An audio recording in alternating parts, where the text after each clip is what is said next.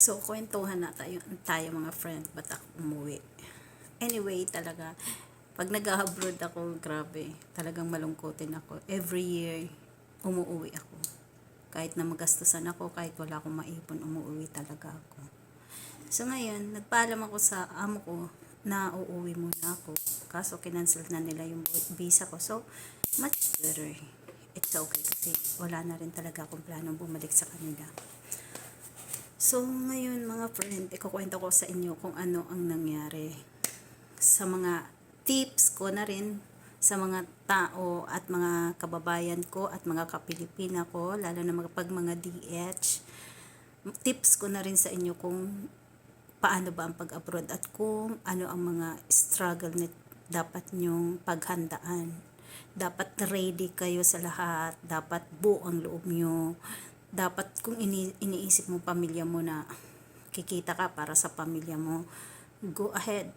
Pero kung sa akin mga friend, mga kababayan, mga kapilipina, sa akin kung ako sa inyo, hindi ko napapangarapin na maging katulong sa ibang bansa. So, yun nga ang sinasabi ko na hindi ko sarili ang desisyon nyo at di nyo rin sarili ang desisyon ko. So, ito tips lang para maging handa kayo at maging ready kayo. So, ito ang nangyari sa akin. Nung dumating ako ng Dubai, may nakasama na akong Indonesian doon.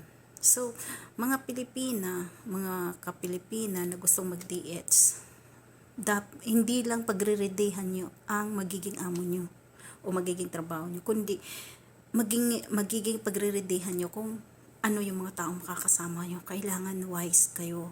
Kailangan malakas ang pakiramdam nyo. Tsaka kailangan na ready rin kayo sa pakikisama sa kanila. Yun.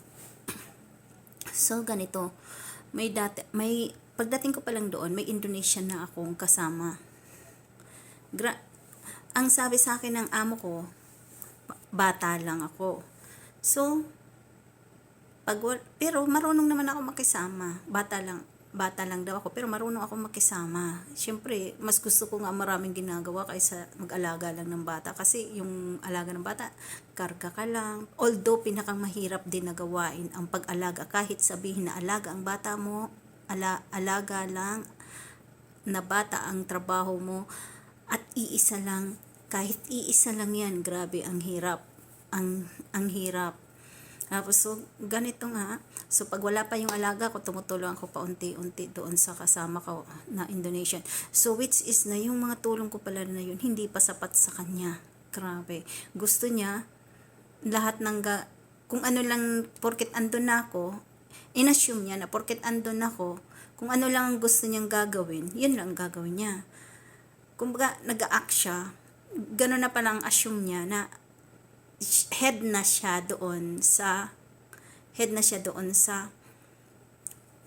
pinasukan ko. Yun ang ano niya, yun ang ramdam niya sa sarili niya. So, tiniis ko rin yun. Tiniis ko yung ugali niya. Ang hindi ko na rin talaga kayang tiisin, yung tinataguan niya ako ng pagkain, lalo na pag wala akong nagagawa. Kasi yung bata, sabi ko sa madam ko, bumili siya ng crib, kasi pwede kong iwan kahit natutulog yung bata, pwede kong iwan, pwede akong magtrabaho ng iba. Pero hindi ginawa ng madam ko. Kasi yung bata, pag nagigising siya, nauupo agad at gumagapang. One time nga, hindi gumawa ako, pinatulog ko muna.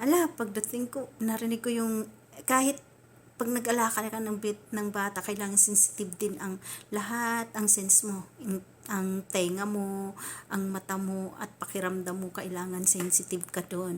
Kasi nung pinatulog ko yung bata, pagtingin ko, kasi narinig ko yung hininga niya, sabi ko parang gising na siya.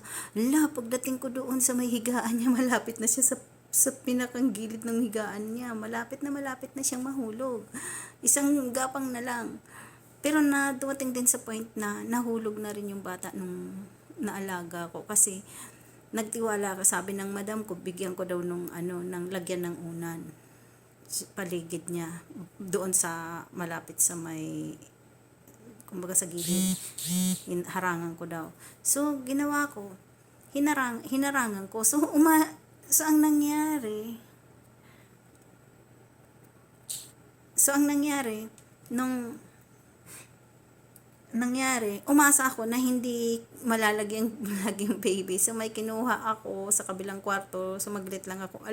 Pagdating ko sa pabulusok na yung bata. Di ko na nahabol, nalaglag. Buti na lang, sobrang baba lang ng higaan ng bata. So, hindi naapektan yung baby. Mababa lang. Tapos, so, yun na nga. Kinukwento ko kung ano mga naranasan ko at kung anong mga difficulties na susuungin ng lahat ng mga DH. Hindi lang amo at hindi lang yung aalagaan mo at hindi lang trabaho mo ang pupuntahan mo doon, pati pakikisama sa kapwa mo. So, ganun na nga yung ginawa yung isang Indonesian na kasama ko.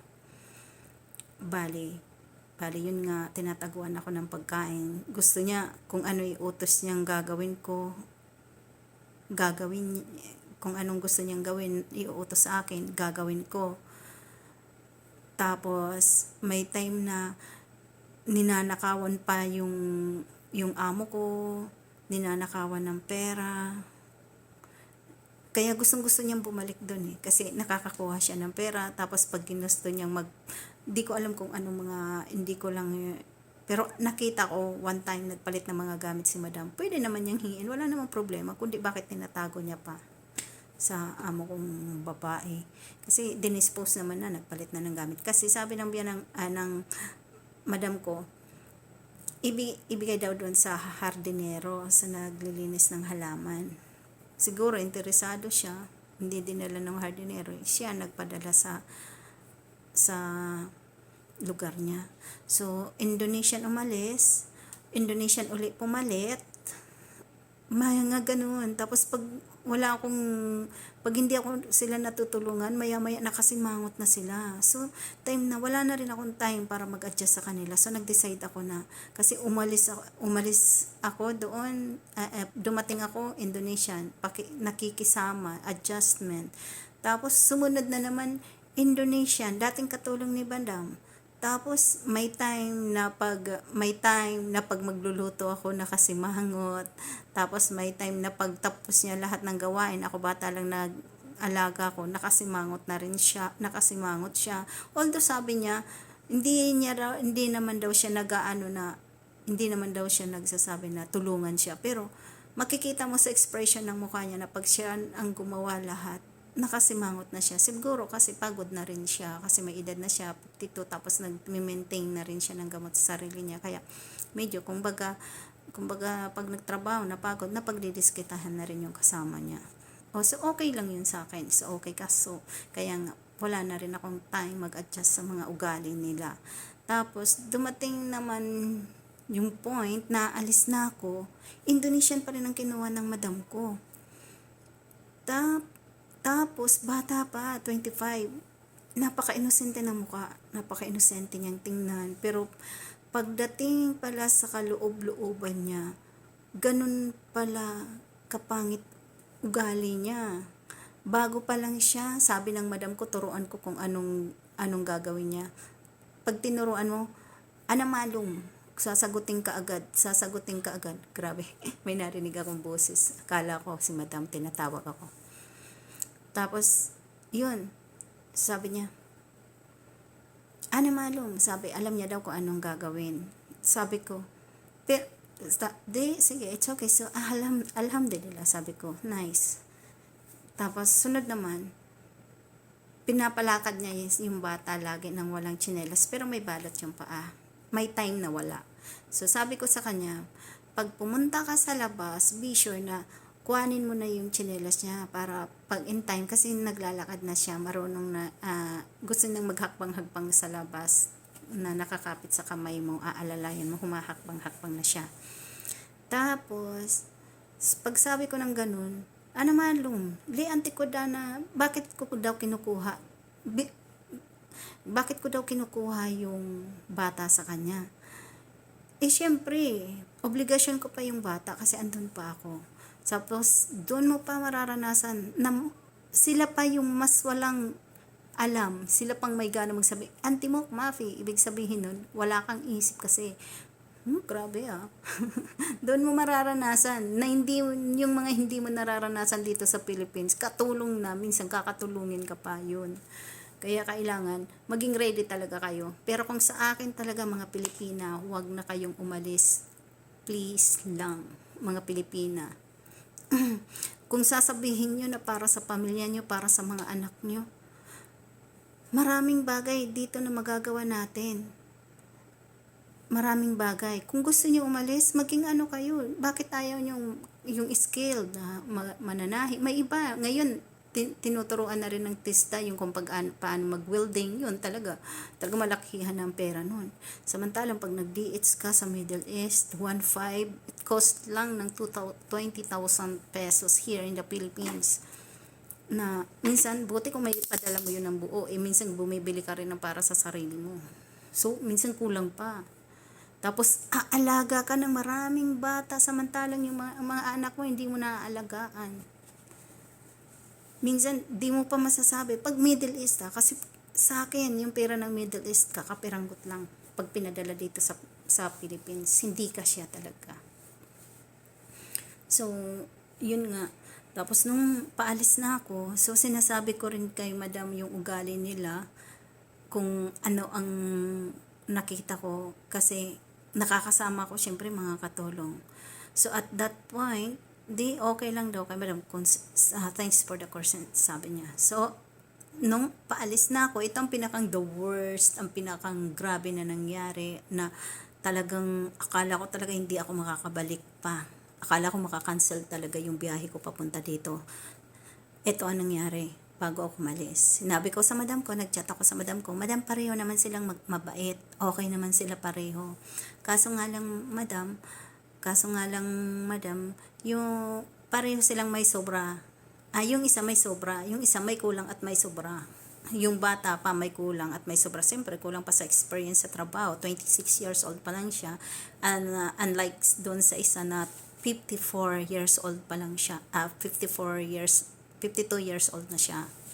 So, siyempre, mas maraming experience yun sa trabaho. At yung isa naman, kulang na nga sa experience sa trabaho, matigas pang ulo. Ayaw pa ng pinagsasabihan. Tapos, dumating yung point na ganun yung ugali ka na, ganun yung ugali niya na kahit sa gitna ng gabi, pag may tumawag, sasagutin niya. At ang lakas ng boses niya pag sinagot niya yung telepon, pag nakipag-usap siya sa telepono, pareho kami naaapektuhan nung isang katulong. So, masyadong nakaka-istorbo siya. So ngayon,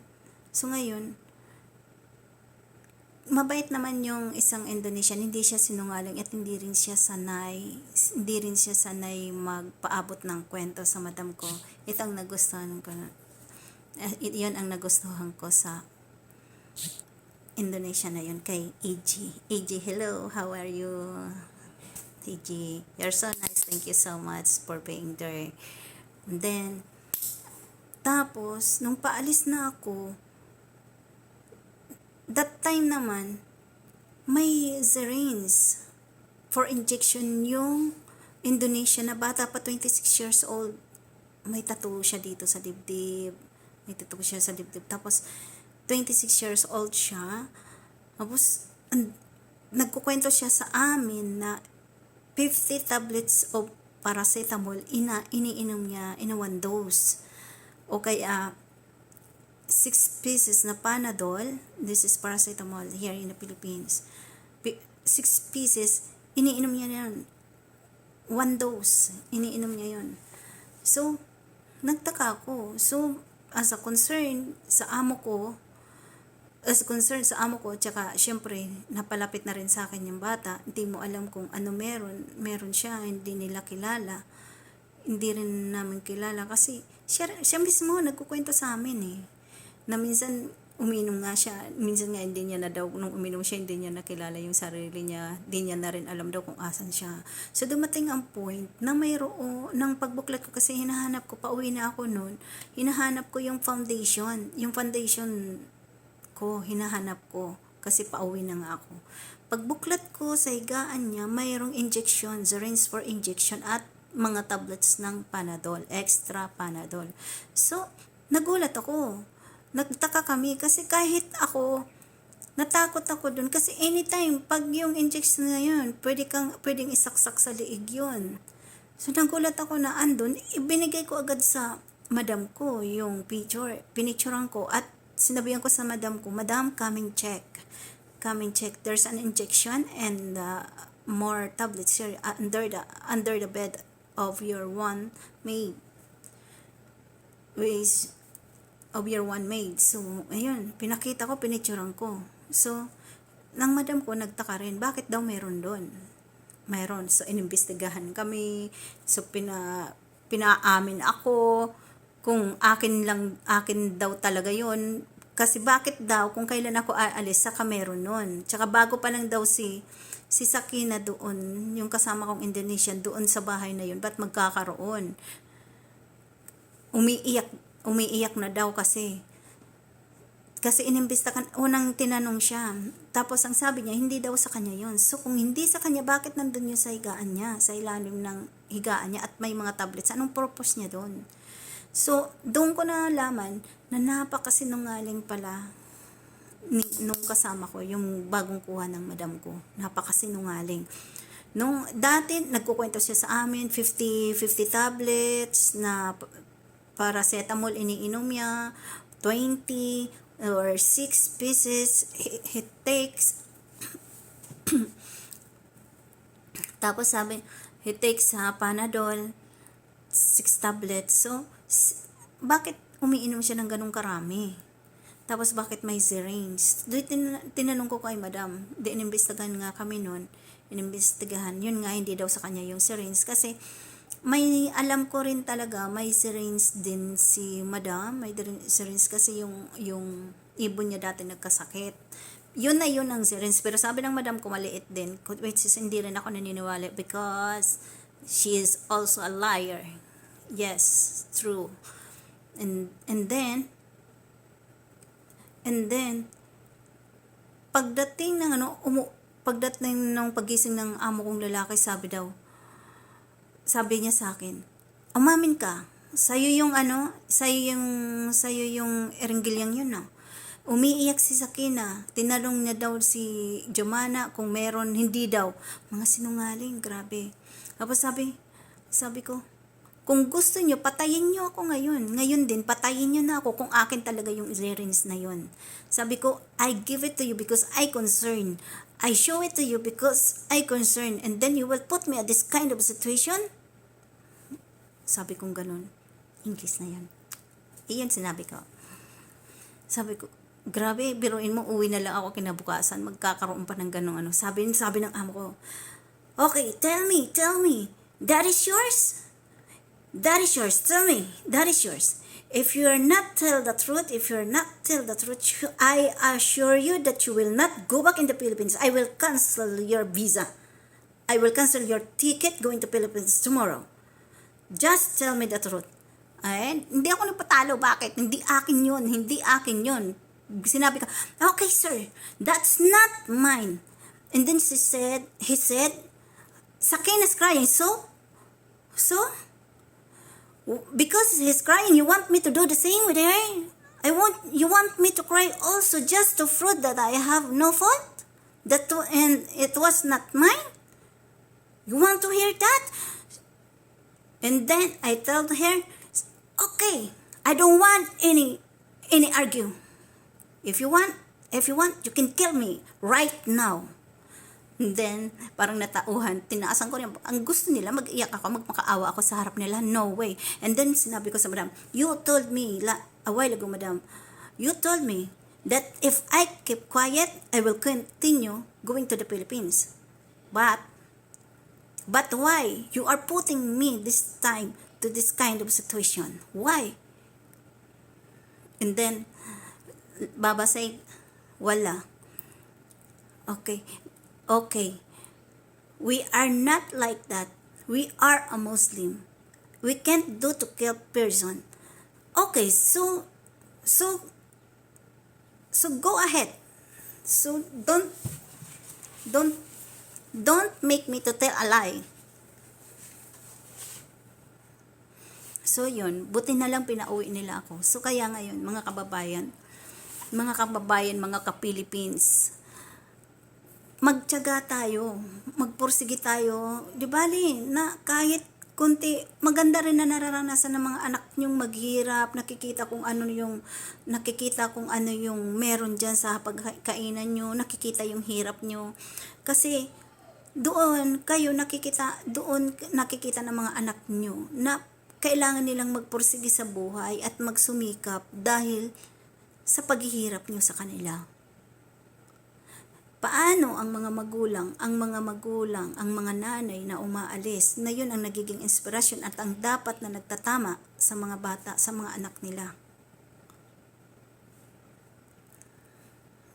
Tapos aalis, iiwanan ng mga anak nila, iiwanan sa lola, which is yung lola, minsan ayaw disiplinahin yung anak kasi naaawa sila. Unlike nasa magulang, sa nanay, nakikita kung ano yung mali.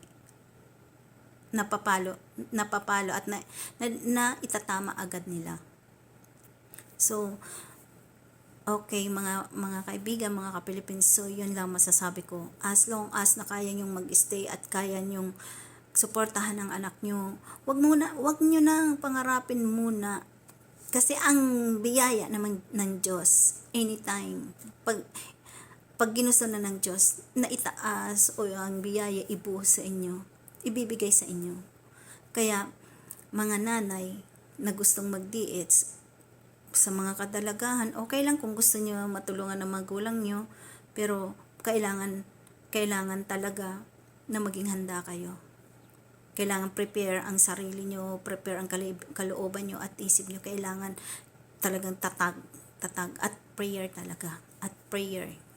Kasi wala tayong magagawa sa pamilya natin pag tayo nasa malayo. Ang Diyos lang talaga ang makakatulong sa lahat. Okay, bye-bye.